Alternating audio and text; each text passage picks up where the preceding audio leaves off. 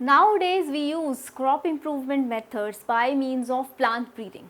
So what are the various steps that are required for bringing or developing these new varieties? They are as follows. First of all, it is important that we need to collect the germplasm. What is germplasm? Germplasm is the sum total of all the alleles of the genes present in a crop and its related species. So we need to collect the germplasm in order to have a successful breeding program. So plant breeding's first step involves, that is, the collection of germplasm.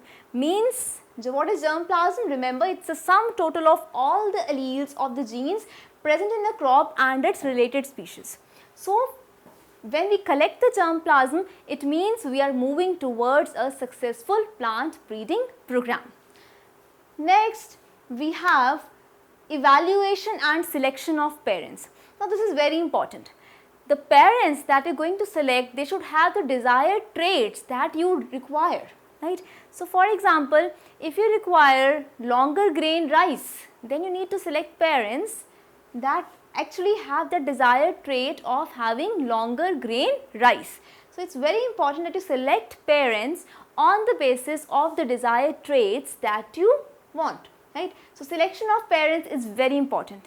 The type of parents you select for this plant breeding programs, the result will be in that sense. So you need to remember that the parents you select should have the desired traits that you want in the progeny.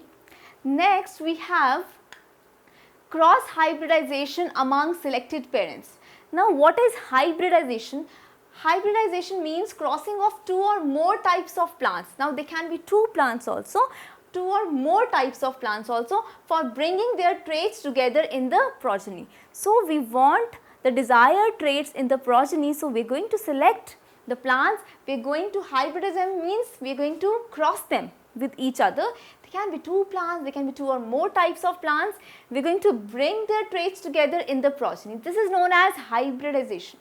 Now for hybridization, we need to understand what do we mean by lines, or you can say pure lines.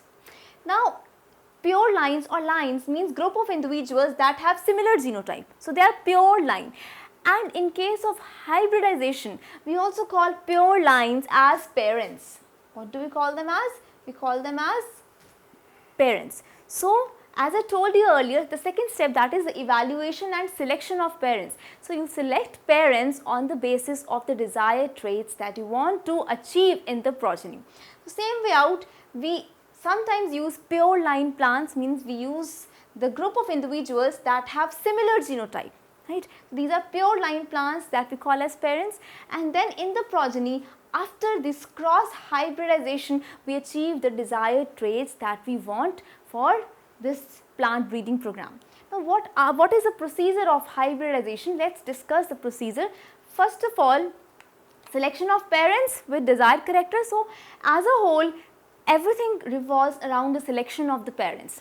So the desired character should be there in the parents, as I told you. For example, you want longer grain rice, so you will select the parents based on what you desire in the progeny, right? So selection of parents with desired characters is very important. This is the first step of hybridization, remember this. Then secondly, it is selfing.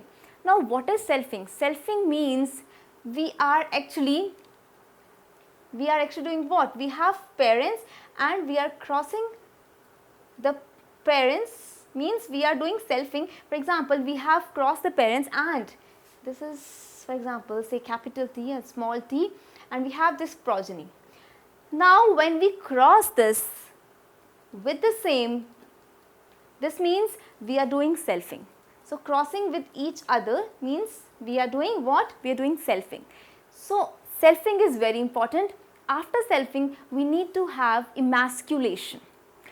What do we mean by emasculation? Emasculation means removal of anthers from the flowers of the plant before they become mature.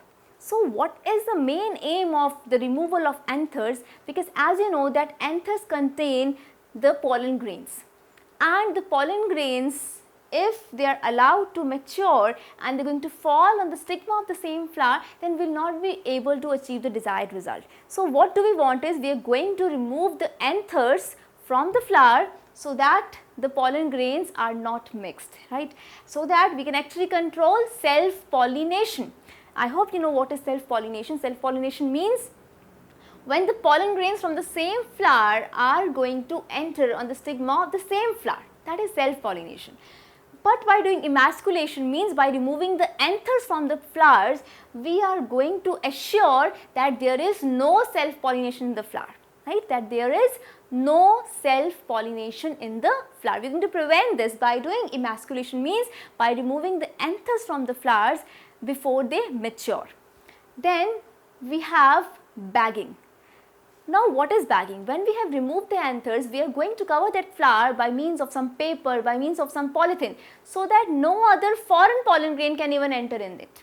Because we want to get the desired results, and for that we are going to provide those pollen grains that have the desired traits, that have desired characteristics, right? So we don't want any foreign pollen grain to enter that flower, so we are going to bag it, means we are going to cover that flower from which we have already removed the anthers so that no foreign pollen grain can enter.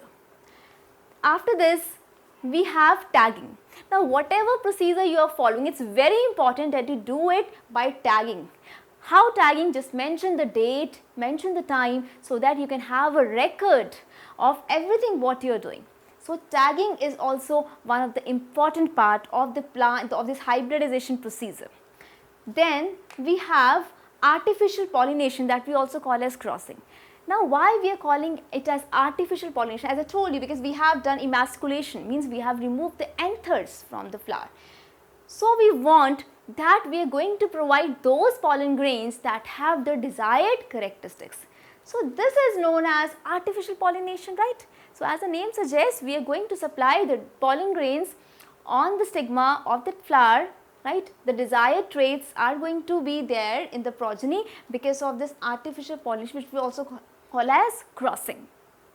Now artificial pollination is done by means of taking a brush and we supply pollen grains on the stigma. We dust pollen grains on the stigma of the flower so that after that fertilization can occur and we can have the progeny with the desired results. This is how artificial pollination is. This is how we call it as crossing. So these are the steps for the procedure of hybridization. Means first of all, just select the desired parents with the desired characteristics, then select selfing, then emasculation, bagging, tagging, and then we do artificial pollination that we call as crossing.